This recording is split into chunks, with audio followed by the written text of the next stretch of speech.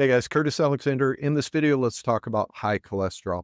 In particular, what I want to talk about is something that's happened to me and many other people who have done the keto diet for extended periods of time.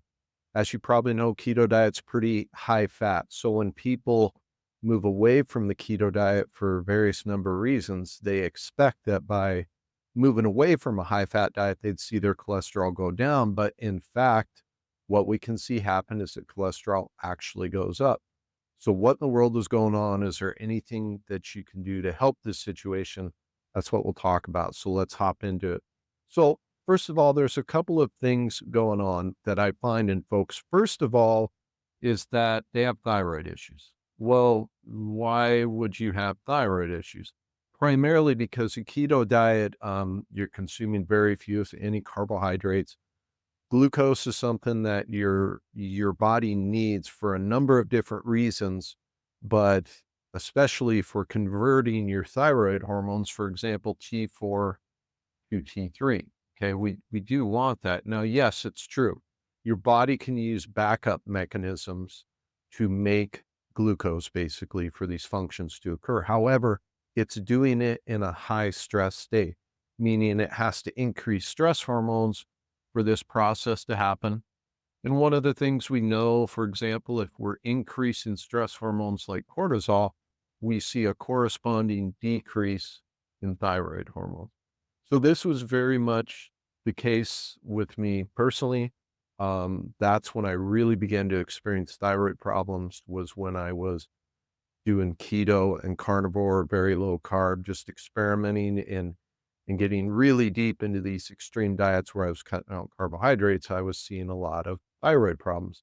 There's another thing that's going on. So when you do something like keto, you tend to see a decrease in hormones. And some of these hormones can be very protective, one of which is progesterone. Now, progesterone, you can kind of equate that to calmness. All right. If you take progesterone, it will have lowering anxiety. Okay. Calmness sort of effect. It also helps anti-aging. Okay. It also helps counteract the effects of estrogen.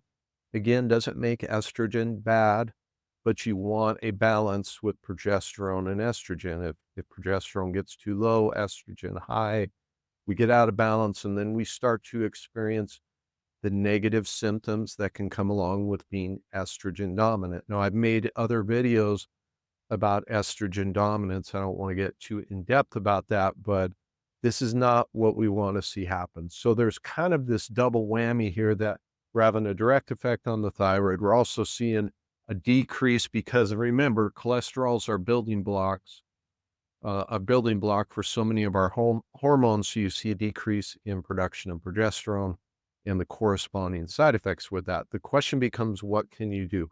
Well, first and foremost, we've known for a long time that if you give somebody thyroid, the cholesterol goes down in many cases. This was known um, as far back as the 30s and 40s. It used to be something that doctors would use to diagnose hypothyroidism is when the cholesterol was very high. So you could do something like give thyroid hormone, but obviously we want to move away from this state where our diet has caused this. So the main thing is couple of things to take away. Number one, you do want to add some carbs back in.